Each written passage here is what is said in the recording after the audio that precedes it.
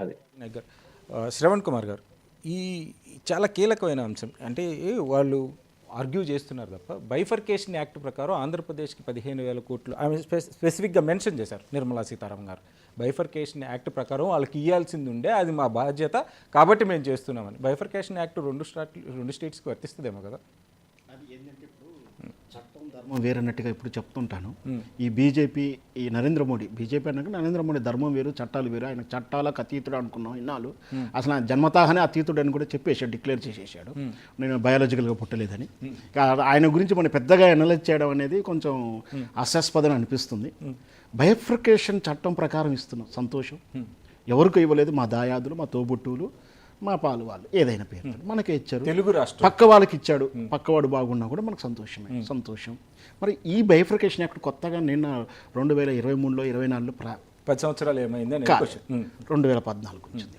2014 అదే ప్రధానమంత్రిగా నరేంద్ర మోడీ ఉన్నాడు, అదే చంద్రబాబు నాయుడు ఉన్నాడు. ఆయన ఆ రోజు మనకి జనరల్గా ఫంక్షన్కు ఆహ్వానం పిలిస్తే ఏదో ఇస్తారని ఆశపడతాం. ఆ రోజు కేసీఆర్ కూడా చెప్పాడు, నేను ఏదో ప్రకటిద్దాం అనుకున్నా, ప్రధానమంత్రి స్థాయి ఏమి ఇవ్వకపోతేసరికి బాగుండదని. ఎందుకంటే దాంట్లో వ్యక్తిగతంగా కూడా రాష్ట్రాల వారిగా రిలేషన్ దెబ్బతింటాయి అనుకున్నాడు, ఇవ్వలేదు. మనకు సడన్గా ఎందుకు గుర్తుకొచ్చింది? 16 అంటే పదవి కాపాడుకోవడానికి.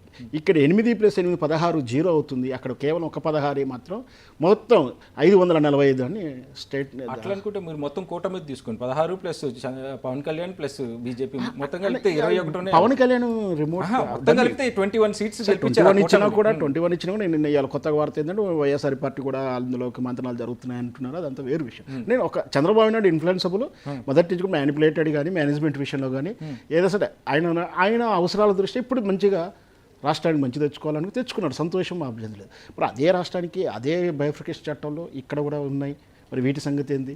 యాక్చువల్గా బైఫర్కేషన్ చట్టం ప్రకారం వాళ్ళు 15,000 కోట్లు ఇచ్చారనేది ఎంతవరకు నిజం అనేది నాకు కూడా నేను అదే చెప్పబోతున్నాను. అది చాలా క్లారిటీ లెస్. ఎందుకంటే వరల్డ్ బ్యాంక్ నుంచి మీకు అప్పు ఇప్పిస్తాము, ఆ అప్పు కట్టుకోవాల్సింది మీరే. అసలు అది వేరే చర్చ. నేను ఇప్పుడు దాన్ని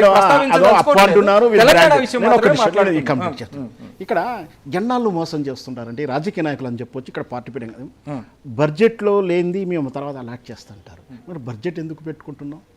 ఒక ఎస్టిమేషన్, ఒక హోపు, ఒక ఆశ. అంటే బడ్జెట్లో నీకు ఒక 1000 కోట్లు ఇస్తా అంటే రేపు 1000 కోట్లు ఉండకపోవచ్చు, 500 100 ఇస్తుండొచ్చు. అది దుర్వినియోగమైన మళ్ళీ అవినీతి జరిగింది, ఇదంతా వేరే అంశాలు అవుతుంటాయి. మరి రెండో బిల్లు ఎందుకు లేదంటే మొదటి బిల్లు పోలవరంలో అదే జరిగింది. రాష్ట్ర గతంలో చంద్రబాబు నాయుడు విషయంలో మొదటి 2 విడతలు ఇచ్చిన వాటికి లెక్కలు ఎక్కాలు చెప్పాలన్నారు, అది చెప్పలేదన్నారు, వాళ్ళ మీద వేసుకున్నారు. అంటే బడ్జెట్ లేనిది తర్వాత అలాట్ చేస్తుంటే బడ్జెట్ ఎందుకు? బడ్జెట్ ఉంటే కనీసం వస్తే తృప్తి ఉంటుందిగా. బడ్జెట్ లేనిది ఇస్తున్నారంటే ఇక అది ఎంతవరకు నమ్మగలుగుతాం? ఓకే, వెంకట్ నాయక్ గారు చెప్పండి. సార్ ఇది క్విడ్ ప్రోకో సార్.